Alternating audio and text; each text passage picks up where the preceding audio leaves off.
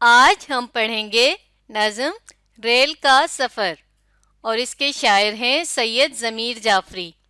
یہ نظم سید ضمیر جعفری نے بہت ہی مزاحیہ انداز میں ریل کے سفر سے متعلق لکھی ہے۔ تو چلیے اس نظم کو پڑھتے ہیں۔ اسی میں ملت بیضا سما جا کود جا بھر جا، تیری قسمت میں لکھا جا چکا ہے تیسرا درجہ۔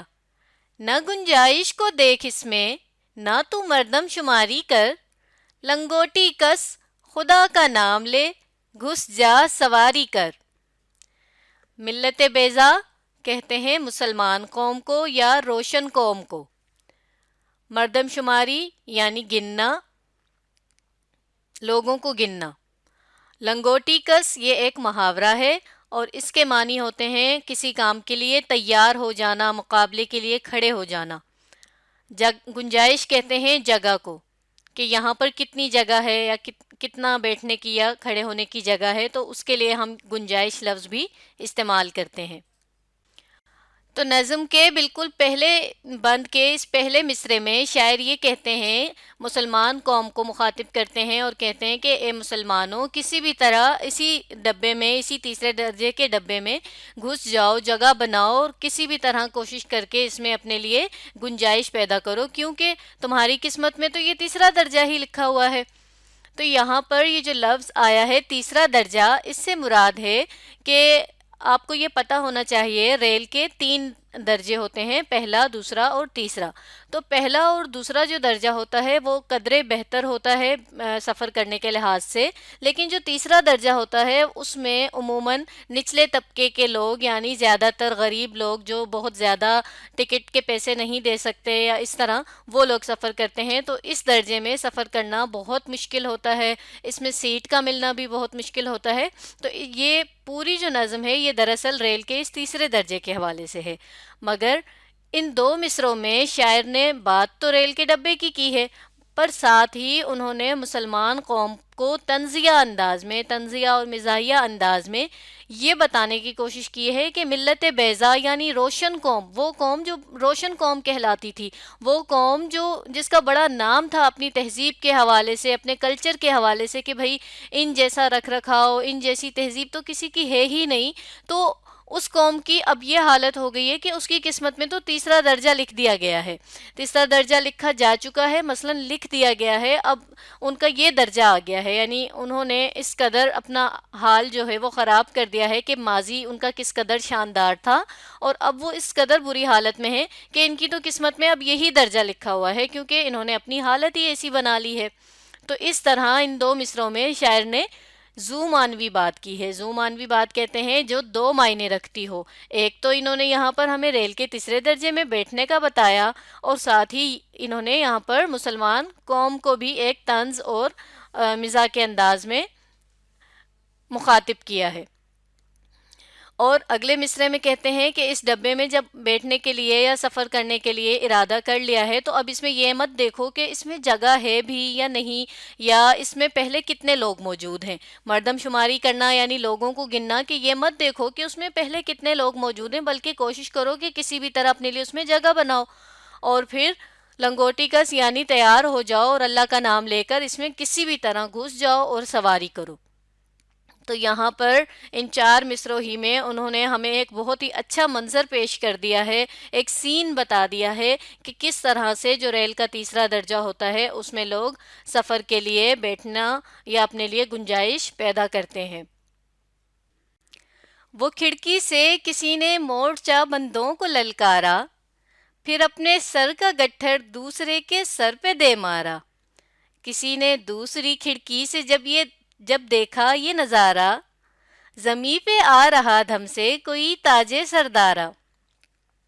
مورچہ بندی کہتے ہیں دراصل تو جو فوجی لڑائی کے لیے جس جگہ کو اپنا مسکن بناتے ہیں اور وہ جو ایریا بن جاتا ہے اسے مورچہ بند کہتے ہیں، لیکن یہاں پر مورچہ بندوں سے مراد ہے لڑنے کے لیے تیار ہونا یا لڑنے کے لیے جو تیاری ہوئی ہوئی ہوتی ہے۔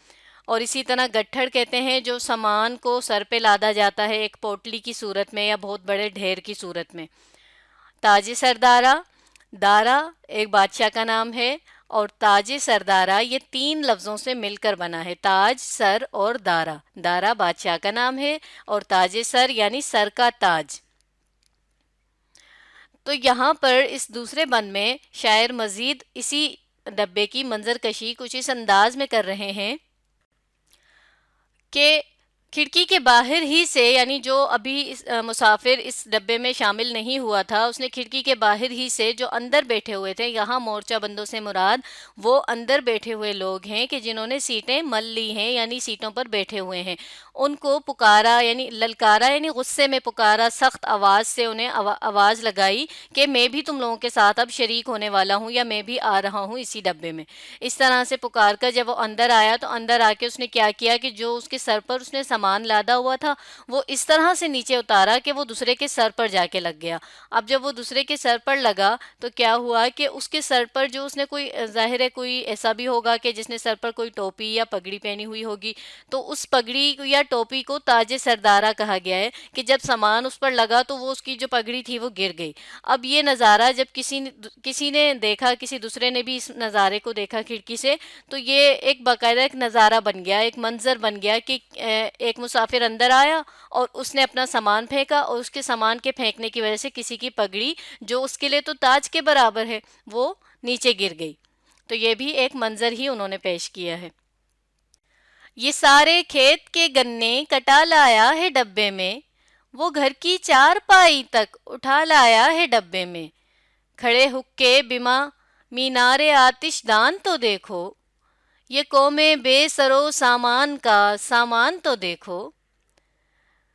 کھڑے حقے یعنی پورا جو حقہ ہوتا ہے اس کی یہاں پر بات ہو رہی ہے۔ مینار آتش دان یعنی اب کچھ لوگ ایسے بھی ہیں کہ جو اپنے ساتھ یہ سامان بھی لے آئے ہیں۔ آتش دان، مینار آتش دان یعنی کہ حقے کا جو آگ والا حصہ ہوتا ہے اس کی یہاں پر بات ہو رہی ہے۔ سر و سامان، بے سر و سامان کہتے ہیں جس کے پاس کوئی سامان ہی نہ ہو، اور یہاں پر بے سر و سامان سے مراد ہے ایسی قوم جو غریب ہو، جو دوسرے ممالک کی نظر میں ایک غریب ملک ہو۔ اب اس بند میں شاعر مزید یہ بتاتے ہیں کہ ہماری اس قوم کو، اب اس آخری مصرے سے ہمیں یہ بات پتہ چلتی ہے کہ یہاں پر بھی انہوں نے مسلمان قوم کو یا ہماری قوم کو مخاطب کیا ہے، اور وہ یہ کہتے ہیں کہ یہ تو وہ قوم ہے کہ جس کو بالکل ایسا کہا جاتا ہے کہ یہ سب سے غریب ہے، لیکن جب یہ سفر پر نکلے ہیں تو ذرا ان کا کوئی سامان دیکھے۔